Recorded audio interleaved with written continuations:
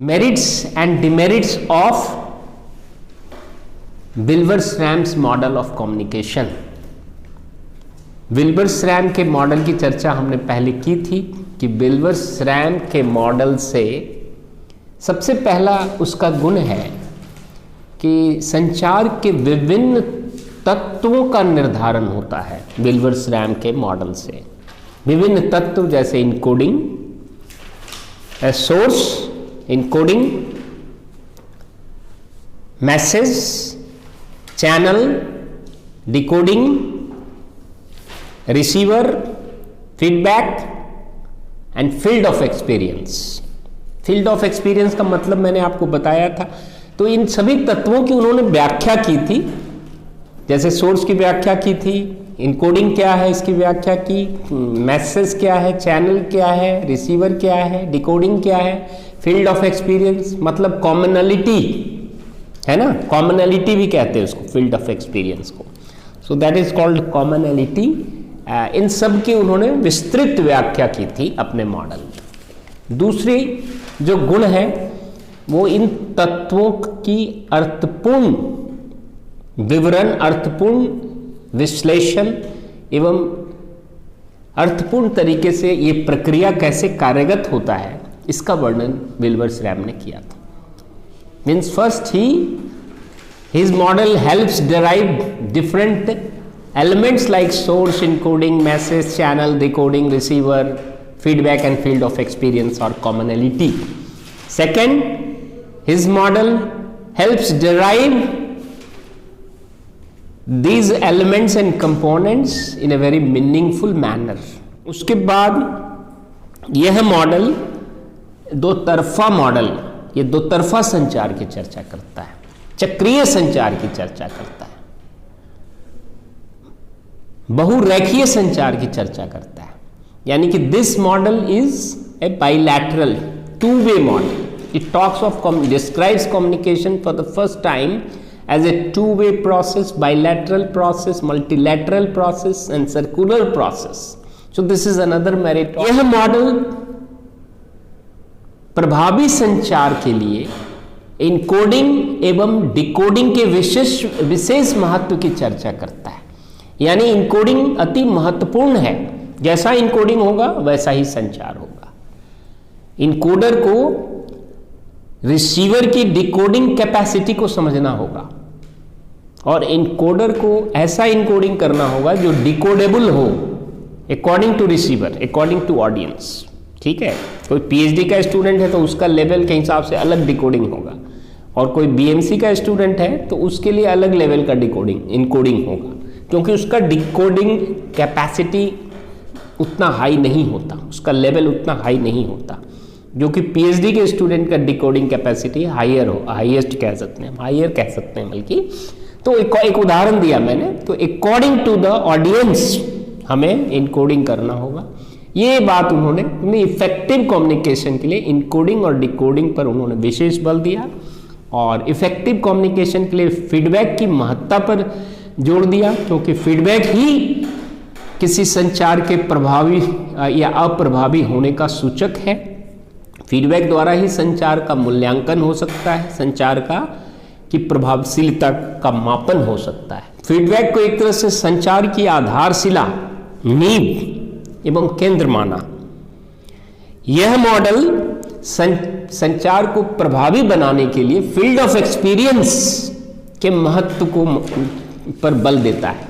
यानी कि commonality, field of experience का मैंने विश्लेषण किया था, उन्होंने भी ऐसे ही विश्लेषण किया था कि commonality, field of experience means commonness between the source and the receiver. If the source has the different culture and the receiver has the different culture, then the effectiveness of communication will be affected.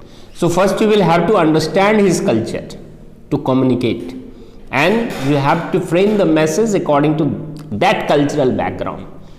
So दोनों की भाषा, दोनों की संस्कृति, दोनों की पृष्ठभूमि एक जैसी। मान लीजिए कि हिस्ट्री के स्टूडेंट्स को हम कैलकुलस पढ़ाने लग जाएं तो कॉमननेस तो नहीं होगा ना, उसका तो कहीं से मैथ का बेसिक्स भी नहीं है, 2 + 2 4 तो नहीं है ना, कैलकुलस इज एडवांस्ड मैथमेटिक्स, तो they can't follow.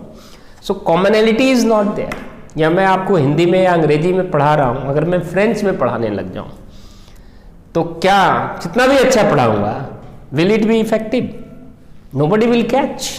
So commonality पर उन्होंने बल दिया। मॉडल संचार के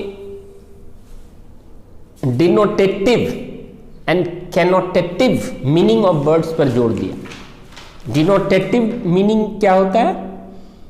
किसी चीज का शब्दकोशीय अर्थ जो है, यानी कि डिक्शनरी मीनिंग। एंड कैनोटेटिव मीन्स भावार्थ। ठीक है, अब कई इस पर जोड़ दिया। जैसे कम्युनिकेशन में अक्सर क्या होता है, वर्ड्स को गलत समझ लेते हैं हम, हमारे वर्ड्स कुछ और है। मान लीजिए कि हमने किसी को कहा यू आर ग्रेट, अब किसी ने गलती की, हमने कहा वाह यू आर ग्रेट। अब वो समझे कि हमारे शिक्षक ने तो हमको महापुरुष घोषित कर दिया, घर जाके वो कि मैं तो महापुरुष हो गया।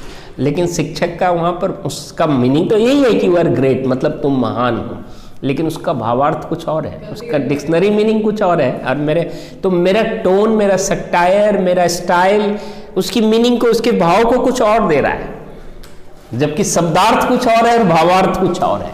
तो विल्बर्सरैम ने शब्दार्थ और भावार्थ यानी शब्दकोशीय अर्थ और भावार्थ दोनों पर बल दिया। इसको इंग्लिश में कहते हैं डिनोटेटिव। उनकी तो लेख अंग्रेजी में थी, तो he has used the word denotative and connotative meaning of words.